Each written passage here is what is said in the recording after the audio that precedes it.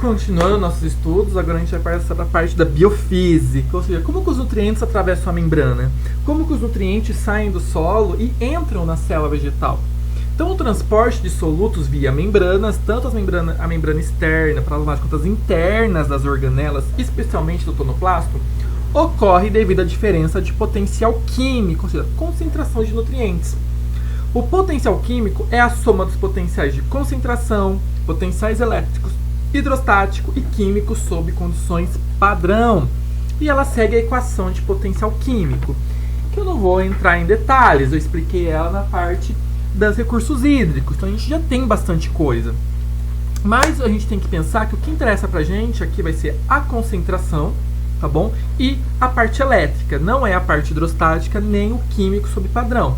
Então, de acordo com esse quadrinho aqui embaixo, se a molécula for apolar, tipo gás carbônico, gás oxigênio, moléculas sem polos, a única coisa que interessa é a concentração. Ou seja, essas moléculas elas fluem do meio mais concentrado para o menos concentrado, normal, sem segredo. Porém, todavia, entretanto, quando nós temos uma molécula polar, que tenha polos, carga, ou um íon que também tem carga, além da concentração, o potencial elétrico também vai interferir. Então o fluxo não é a Deus dará. Então tem bastante hidrogênio, de um lado ele vai para o outro. Não, mas e as cargas? Para a célula se manter estática, para a célula se manter em equilíbrio, né, no estado de manutenção. As cargas são positivas, negativas? Quanto? Então não é só a concentração, tem que levar em consideração a carga também. Sabemos que o transporte pela membrana pode ser passivo ou ativo. O transporte passivo é a favor de um gradiente de concentração de soluto, ou seja, a espécie química vai do mais concentrado para o menos concentrado. Já no transporte ativo é contra o gradiente de concentração, ou seja, a molécula, o íon, a espécie química vai do menos concentrado para o mais concentrado, contra o fluxo. Consequentemente, deve-se gastar energia, ATP. Então, nesse primeiro GIF, nós vemos o transporte passivo, onde as moléculas estão indo, né, que glicose no caso, do mais concentrado para o menos concentrado. E aqui temos o transporte ativo, onde tenho mais bolinhas verdes fora do que dentro. Então, para mandar para fora, tenho que ter o gasto de ATP, de energia, ok? Olhando aqui esse esquema, a gente vê aqui, ó, uma membrana semipermeável, potencial químico no compartimento A e potencial químico no compartimento B. E aqui temos a descrição. Então, ó, eu tenho uma maior potencial químico do lado A do que do lado B. Então, tem um fluxo espontâneo, tá bom? Transporte passivo, uma difusão, pode ser simples ou facilitada. Quando o meu potencial químico é igual do lado A e do lado B, eu tenho equilíbrio. Isso não quer dizer que não tenha movimento, é um equilíbrio dinâmico, ou seja, a mesma concentração que vai de A para B é a mesma que vem de B para A, ou seja, fluxo idêntico. Já aqui embaixo, eu tenho um potencial químico menor do lado A do que do lado B. E se eu estou migrando de A para B, eu tenho que ir contra o fluxo, vou gastar energia, é um transporte ativo. Tudo bem? Acho que esse aqui não é tanto segredo. A difusão através da membrana é dependente da composição química dessa membrana e também da natureza química do soluto. Então, por exemplo, olhando aqui, nós temos um compartimento, uma membrana semipermeável, compartimento A, compartimento B. A gente percebe que o compartimento A está hipertônico em relação ao compartimento B, tá bom? Quando estamos trabalhando com íons, que nem aqui potássio e cloro, vamos além da concentração, entra a questão do potencial eletroquímico, ou seja, a voltagem, a carga. A permeabilidade para íons potássio é maior do que para íons cloro. Então, o potássio, que são as bolinhas azuis aqui do compartimento A, fluem para o compartimento B com maior intensidade do que o cloro. Tá? Os canais de potássio são mais permeáveis. Consequentemente, vai criar um potencial de difusão. Por quê? Vai entrar muito potássio para o lado B, concordam? Em relação ao lado A. Então, como eu vou ter muita carga positiva do lado B e menos negativa, eu crio um dipolo elétrico. O lado B fica positivo e o lado A negativo. Consequentemente, essa DDP, esse diferencial de potencial elétrico, reduz o fluxo de potássio do lado A para o lado B e aumenta o fluxo de cloro.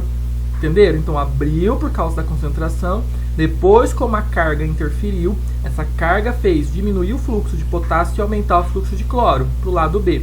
Consequentemente, depois tivemos o equilíbrio, que é o colapso do potencial de difusão. Você quebra o colapso elétrico e eu tenho dois ambientes iguais. Mas lembra, isso aqui é em laboratório, a célula não gosta disso, a célula não gosta de ambiente equilibrado. Quando a distribuição de qualquer soluto através da membrana atinge o equilíbrio, o fluxo passivo é o mesmo nas duas direções, seguindo a equação de Nernst. Então a equação de Nernst, que pode ser determinada aqui por eletrodos para determinar carga, especialmente para cátions monovalentes a 25 graus, ela vai determinar as concentrações para que a célula fique em equilíbrio, ou seja, tem o mesmo dentro e o mesmo fora. A partir disso dá para a gente definir se ocorre transporte ativo ou passivo. Então, ó, essa relação estabelece que, no equilíbrio, a diferença na concentração de um íon entre dois compartimentos é equilibrada pela diferença de potencial elétrico entre os compartimentos.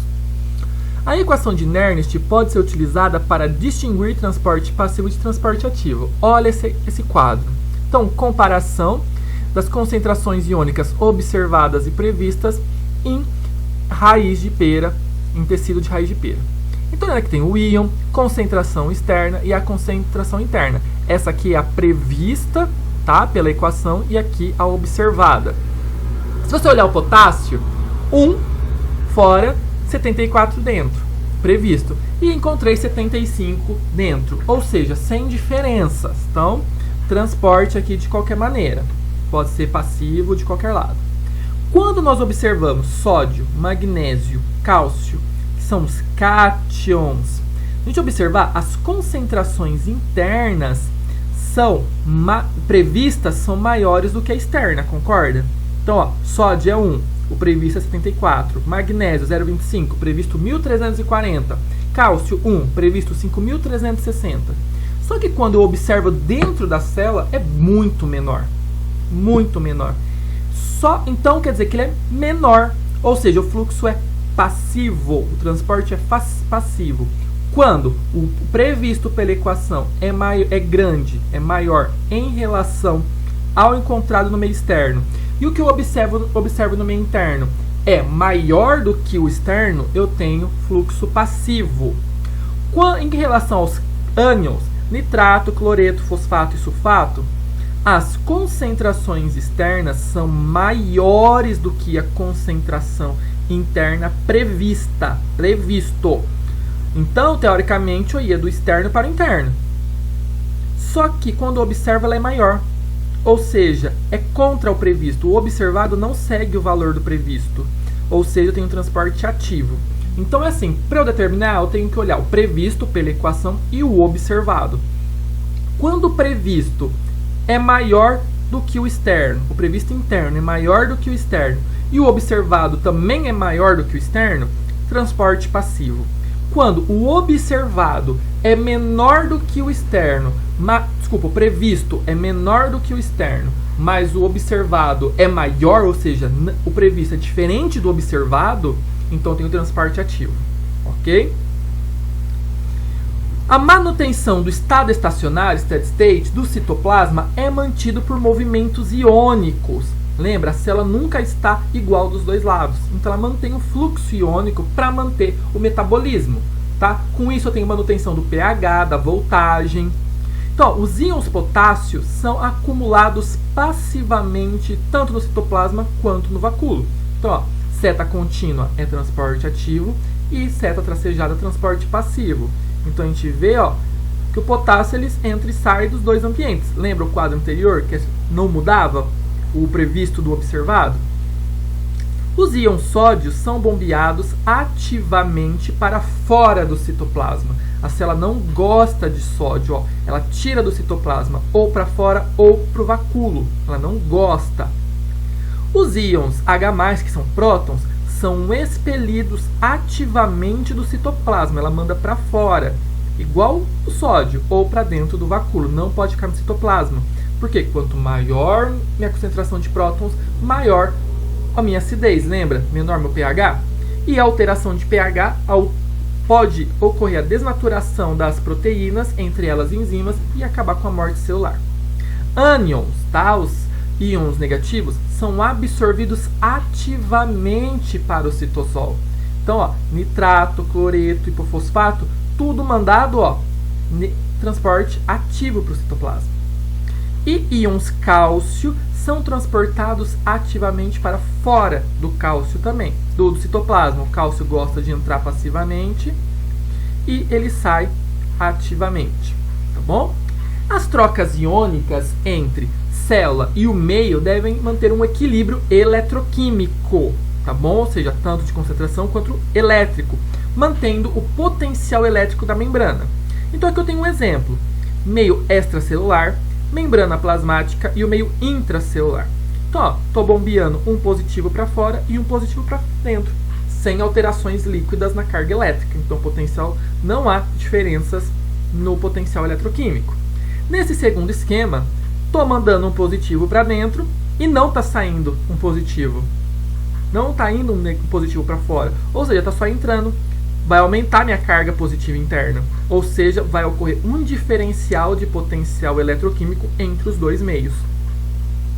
O transporte de prótons, né, de hidrogênio, ele é chamado de eletrogênico, pois ele cria uma diferença de potencial na membrana, sendo necessária a absorção passiva de íons potássio para manter o equilíbrio eletroquímico.